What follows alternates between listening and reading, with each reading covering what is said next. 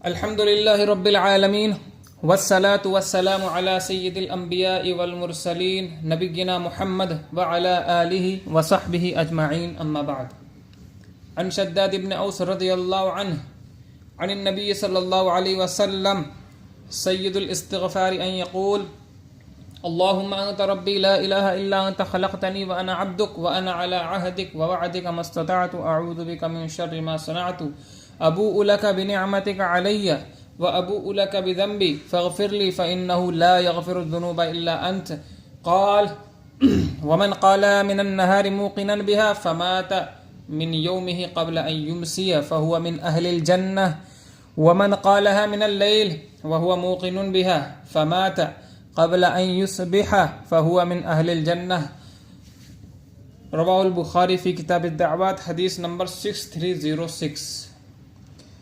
آج کا یہ جو درس ہے 5 منٹ کا، اس کے اندر ہم جاننے والے ہیں کہ اللہ رب العالمین سے جو مغفرت مانگنے کے طریقے ہیں ان میں سے سب سے بہترین طریقہ کیا ہے.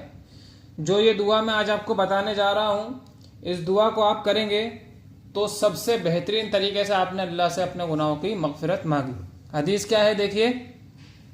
عن شداد بن اوس رضی اللہ عنہ عن النبی صلی اللہ علیہ وسلم. شداد بن اوس رضی اللہ عنہ سے روایت ہے کہ نبی کریم صلی اللہ علیہ وسلم سید الاستغفار کے متعلق عن النبی صلی اللہ علیہ وسلم سید الاستغفار یقول، سید الاستغفار کے متعلق یہ کہتے تھے. سید الاستغفار کا مطلب کیا ہوا کہ جتنی بھی دعائیں ہیں مغفرت مانگنے والی، ان دعاؤں میں سے ساری دعاؤں کی جو سردار ہے وہ یہ دعا ہے. سمجھ گئے آپ؟ اس دعا کو مانگیں گے تو سب سے بہتر طریقے سے آپ نے مغفرت مانگی. اس دعا کی فضیلت آگے بیان کی جا رہی ہے. سب سے پہلے دیکھیے سید الاستغفار کے متعلق نبی کریم صلی اللہ علیہ وسلم نے کیا کہا. پہلے دعا پڑھ کے بتا دیتا ہوں. دعا یہ ہے: اللہم انت ربی لا الہ الا انت خلقتنی وانا عبدک وانا علی عہدک ووعدک ما استطعت اعوذ بک من شر ما صنعت ابوء لک بنعمتک علی وابوء لک بذنبی فاغفر لی فانہ لا یغفر الذنوب الا انت. یہ ہوگی دعا. اب اس دعا کی فضیلت کیا ہے آئیے جان لیتے ہیں.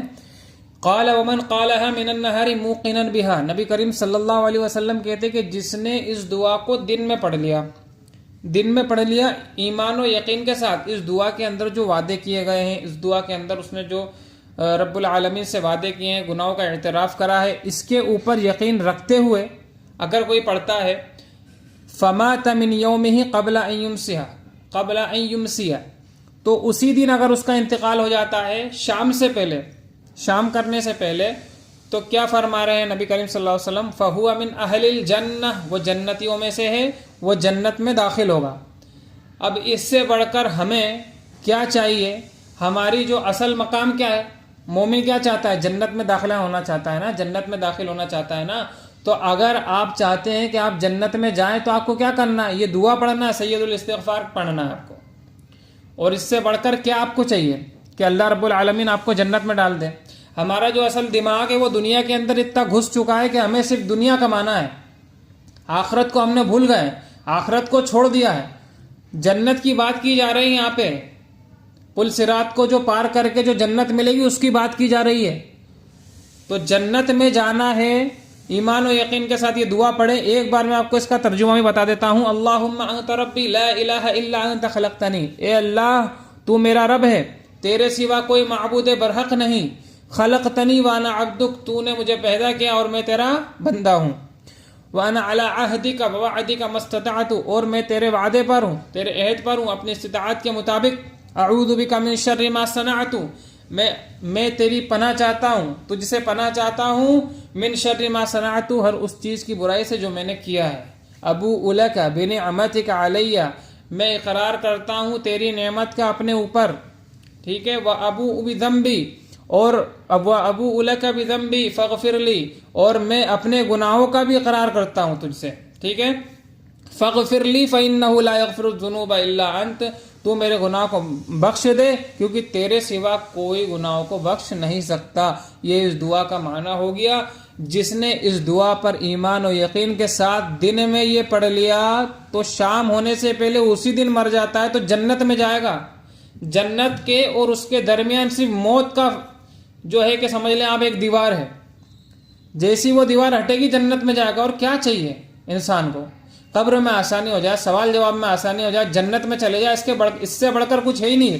لیکن آج کل جو ہم نے جو دعائیں ہیں ان کو ہم نے اپنی زندگی میں نہیں لانا ہے. ویڈیو سن لی, اسکپ کر دی, اس کے بعد اپن اپنی زندگی میں واپس چلے گا. بھائی آخرت کی کامیابی جنت ہے, اس سے بڑھ کر کچھ چاہیے کیا آپ کو؟ پھر اس کے بعد آگے دیکھیے, دن کا ہو گیا, شام سے پہلے پڑھ گیا تو مر گیا تو جنت میں جائے گا. اس کے بعد ومن قالها من اللیل, اور جس نے اس کو شام میں پڑھ لیا یعنی مغرب کے بعد پڑھ لیا یا مغرب کے ٹائم پڑھ لیا, اس کے بعد کیا فرمایا جا رہا ہے, وهو موقن بها, اور اس پہ یقین رکھتا ہے, فمات قبل ان یصبح, صبح ہونے سے پہلے انتقال فرما گیا, تو کیا ہے, فهو من اہل الجنہ, تو وہ جنتیوں میں سے ہے. اب نبی کریم صلی اللہ علیہ وسلم ایک دعا بتا رہے ہیں, تو پھر نبی سے بڑھ کر کسی کی بات ہو سکتی ہے کیا؟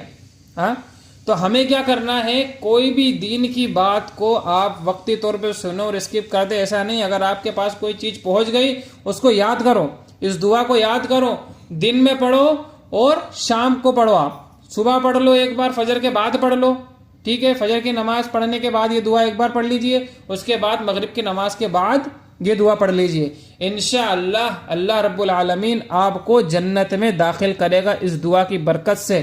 اللہ رب العالمین سے دعا ہے کہ اللہ رب العالمین ہمیں دین کو جیسے صحابہ نے سمجھا اور جیسے عمل کیا, ہمیں عمل کرنے کی توفیق عطا فرمائے. کہنے سننے سے زیادہ اللہ رب العالمین ہمارے کو عمل کی توفیق عطا فرمائے. اللہ رب العالمین سے دعا ہے کہ اللہ رب العالمین ہمیں اس دعا کو حفظ کرنے کی توفیق عطا فرمائے. آمین. وآخر دعوانا الحمدللہ رب العالمین. والسلام علیکم ورحمۃ اللہ وبرکاتہ.